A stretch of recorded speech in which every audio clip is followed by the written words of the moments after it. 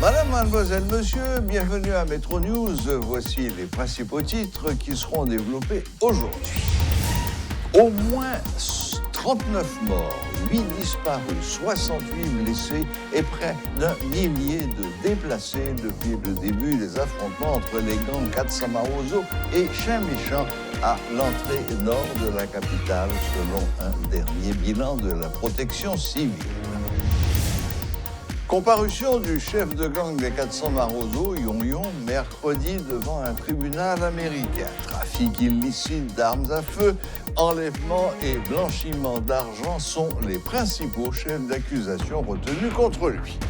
Par ailleurs, d'autres personnalités haïtiennes risquent d'être remises aux agents fédéraux américains à l'avenir pour les mêmes causes, estime le professeur Boyard, spécialiste en relations internationales et sécurité.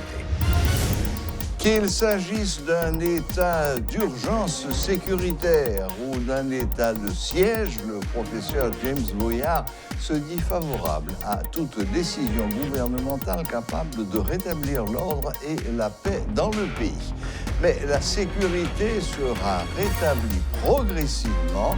Les habitants déplacés pourront regagner leur maison et reprendre leurs activités normales, selon l'inspecteur Gary Desrosiers, porte-parole de la police nationale.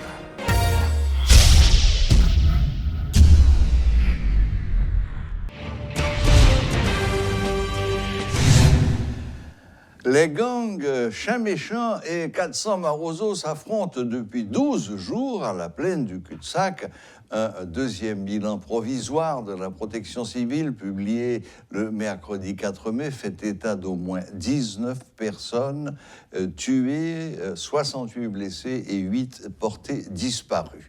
Les affrontements entre ces deux groupes armés se poursuivent sans que la police nationale puisse y mettre un terme et reprendre le contrôle de la zone.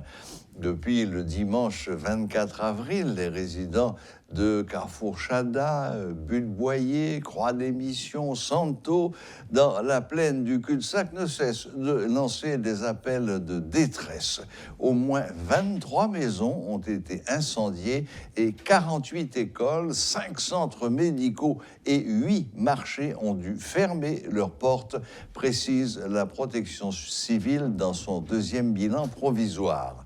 Selon les explications de cette même protection civile, les violences dans la commune de la Croix-des-Bouquets ont provoqué le déplacement d'au moins 9000 personnes, principalement en famille d'accueil entre le 24 avril et le 3 mai. Ce chiffre, a précisé la protection civile, inclut 752 personnes, 287 ménages, localisés sur 9 points de rassemblement à Clercine, Santo et Blanchard, dont certains sont situés dans des zones non accessibles en raison des affrontements. La police nationale a pris des dispositions pour rétablir l'ordre dans la plaine du cul-de-sac, selon le porte-parole de l'institution policière. Gary Desrosiers a fait savoir que des routes ont été débloquées et que des véhicules de patrouille sont stationnés dans plusieurs quartiers où règne la guerre des gangs. Selon l'inspecteur Gary Desrosiers, la sécurité sera rétablie progressivement. Ainsi, les habitants déplacés pourront regagner leur maison et reprendre leurs activités normales. Nous connaissons une situation qui déjà gagne quelques jours depuis que la population a vécu un moment très difficile, mais la police n'a pas été bois croisé et a gagné des routes qui bouclées. Hier, la police, avec support génie militaire au niveau FADH, nous a débloqué les zones et nous apprenons progressivement et nous demandons encore une fois à la population pour collaborer avec force de l'audio et également le monde qui est puissant, ce qui est activité dans zone non, donc invité pour que nous-mêmes soyons capables au fur et à mesure de prendre des activités manière pour que la vie retourne dans ce cité. Et au niveau de la police, volontaire là, qui a pris l'énergie et même qui a développé de manière pour que l'autre retourne et justement, ça fait que nous disons que nous avons contrôle et progressivement parce que c'est bandits armés qui a commis et situation et par des libres de mouvement. Et on fait appel à la force de l'ordre, comme nous t'ai toujours dit, et nous-mêmes, on a fait travail au niveau de la police nationale. Et nous n'avons pas eu un bilan partiel dans quelques semaines. Mais d'ici lundi plus tard, nous sommes en mesure, nous faisons conférence de presse pour que nous soyons capables de bomber les actions qui mènent dans le surtout et sur détention, à savoir tout le monde, à savoir et zone quoi de bouquet mais et pour acheter mener tout nos zones dans but boyer également nos zones de doudoune. Justement, ça fait que nous dit que la police c'est progressivement et n'a pas un contrôle et toute zone quoi de bouquet et côté que nous augmenter patrouille gagnons patrouille beaucoup plus répété qu'avant et puis pour que objectif nous je nous dis c'est pour nous permettre que la paix et l'ordre retourner disons dans zone nord et pour la population capable d'acquérir librement l'activité. Bon, la police même travaille dès que des éléments qui empêchent la population d'acquérir librement l'activité et qui a créé la troubaille, désordre, la police gagne pour mission pour arrêter et conduire devant la justice. Et je nous dis, d'ici lundi ou plus tard, on n'a pas mesure pour que nous soyons capables de dresser un bilan de ensemble d'opérations qui mènent dans la zone ça, également pour que nous soyons capables de parler de ensemble de travail que nous faisons.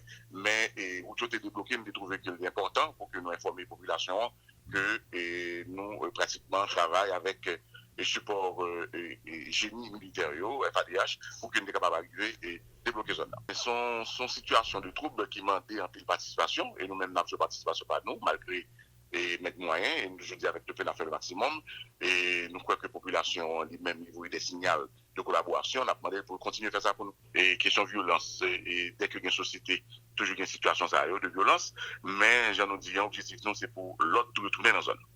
Ok, entre-temps, les gens qui déplacent, ils mettent retourner?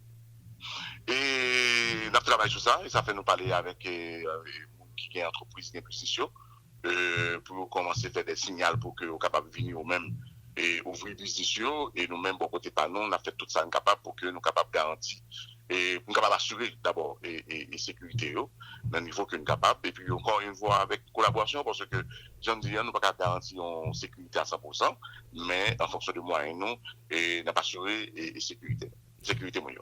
Toute confiance nous basée sur la population, et population déjà et mettez-nous en confiance pour que nous travaillions pour nous gouverner. Germine Joly, alias Yon, chef présumé du groupe des 400 Mawozo, a comparu mercredi devant un tribunal américain. Trafic illicite d'armes à feu, enlèvement, blanchiment d'argent sont les principaux chefs d'accusation retenus contre lui.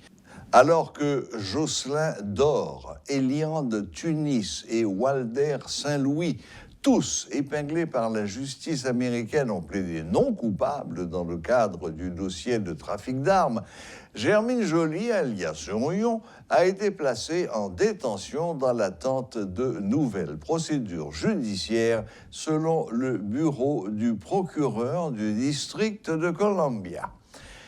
Aucune plainte n'a encore été déposée pour l'enlèvement des missionnaires en octobre 2021. Le professeur James Boyard rappelle que la justice américaine est compétente chaque fois qu'un crime est commis contre un Américain dans le monde.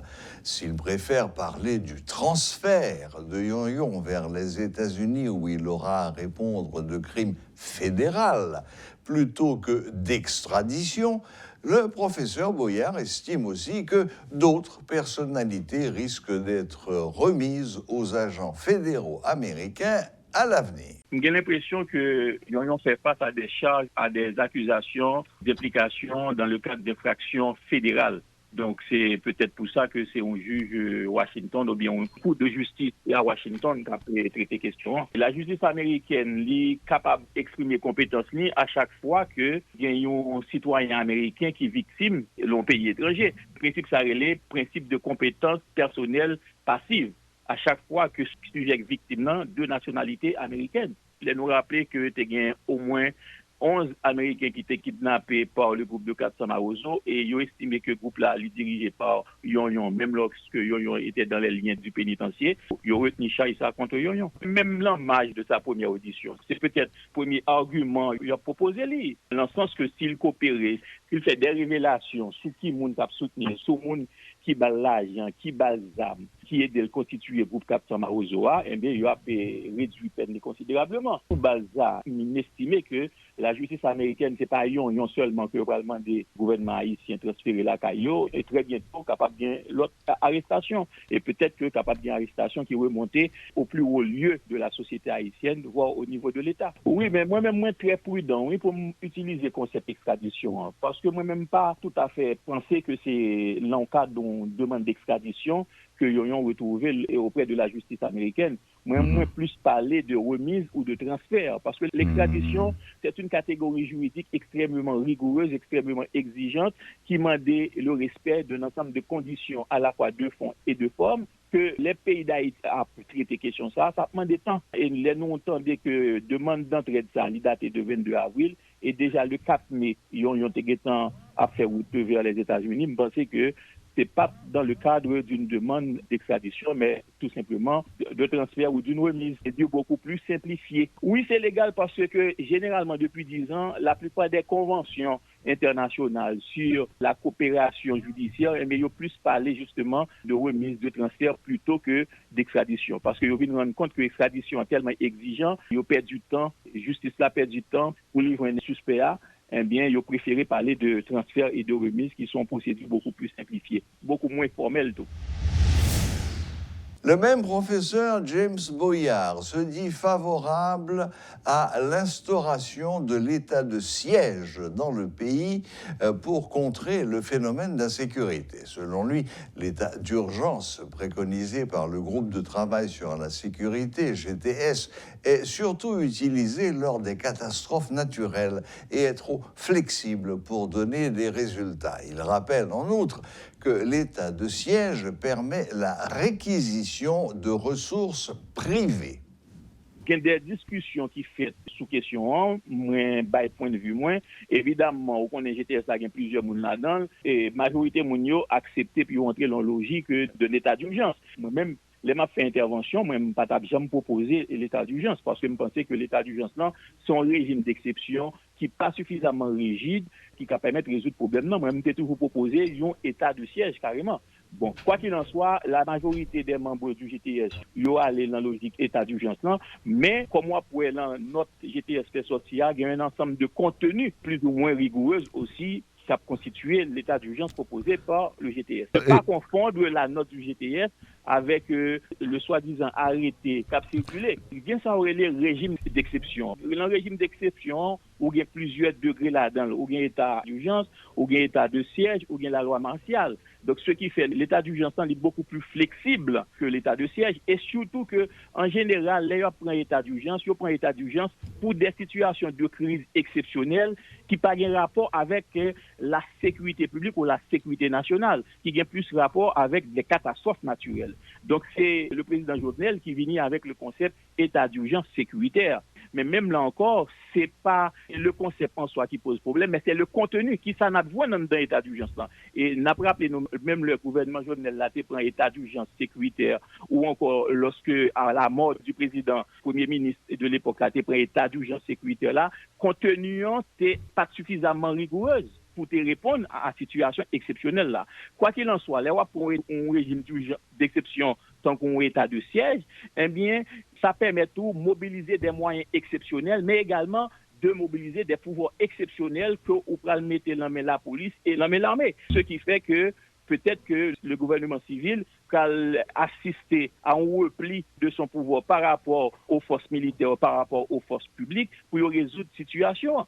Et sans compter que un ensemble de droits que nous sommes capables de des droits de l'homme auxquels l'État de siège permet ou déroger. Exemple, la presse pas capable de véhiculer encore les images, les messages, les discours des chefs de gang, ou un droit interdire ou encore limiter la circulation, les déplacements de la population dans certaines zones, etc. C'est un ensemble de droits dérogeables que l'État de siège permet ou prend. Sans compter procéder à des réquisitions de ressources entre les mains du privé, si l'État n'a pas suffisamment de moyens. Le document circule, les documents qui fait ça, il n'est pas fait de manière que documenter, circuler sur les réseaux sociaux. Moi, c'est un accident, mais quoi qu'il en soit, son ballon d'essai qui est positif. Parce que, ou tout comprendre, loi peut évaluer réaction opinion publique là, eh bien, majorité citoyenne, dans l'attente justement d'un ensemble de mesures exceptionnelles, rigoureuses que l'État supposé adopter pour résoudre le problème. Il n'est pas normal pour, après Matissan, pour gagner des dizaines, des centaines de citoyens qui ont quitté quoi des bouquets ou bien qui ont quitté quoi des missions. Ce qui fait qu'après quoi des bouquets, après quoi des missions,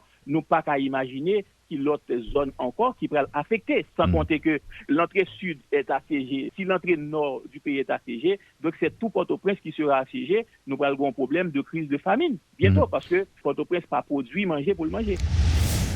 La Chambre de commerce et d'industrie haïtiano-canadienne dénonce la catastrophe humanitaire causée par les affrontements entre gangs à l'entrée nord de la capitale haïtienne. Dans une note datée du 4 avril, cette Chambre de commerce appelle le Premier ministre Ariel Henry, la communauté internationale et les protagonistes de la crise à assumer leurs responsabilités.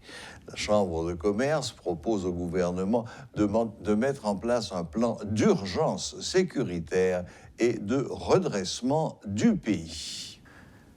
Maître Osner-Févry plaide pour l'organisation d'un grand congrès patriotique de manière à mettre fin aux divisions qui règnent au sein de la société haïtienne. Pour obtenir des résultats, ce grand congrès devra être inclusif en réunissant les représentants de 23 institutions considérées comme piliers de la société haïtienne.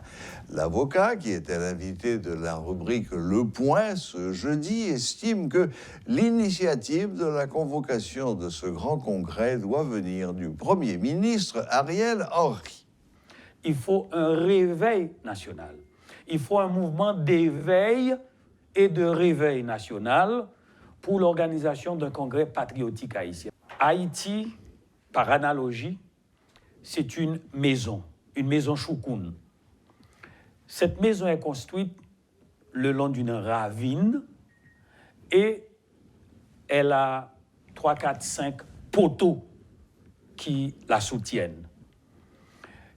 Et à l'intérieur de cette maison, alors qu'il pleut, il pleut à verse, et la maison choukoun menace d'être détruite, emportée par les eaux, à l'intérieur, il y a les habitants de la maison, les occupants de la maison qui discutent de la couleur des couvertures du lit. Entre-temps, il pleut et c'est exactement ce à quoi je tenais en disant qu'il faut un congrès patriotique haïtien. C'est-à-dire, il faut que des fils d'Haïti, ceux qui ont reçu une certaine formation, les élites haïtiennes, sociales, politiques, économiques, intellectuelles et autres, qu'elles se ressaisissent pour dire, mais pourquoi nous sommes là? Pourquoi nous sommes arrivés à ce carrefour Tintin? Est-ce que c'est le moment de parler de la couleur des couvertures du lit, de type de mosaïque, des fenêtres, des portes de la maison, quand en fait la maison est construite tout près d'une ravine et les poteaux ne peuvent plus supporter la maison et dans quelques heures, peut-être, tôt ou tard, la maison va s'effondrer. Voilà, la boucle est bouclée. Merci de nous rester fidèles et à la prochaine, même heure, même chaîne.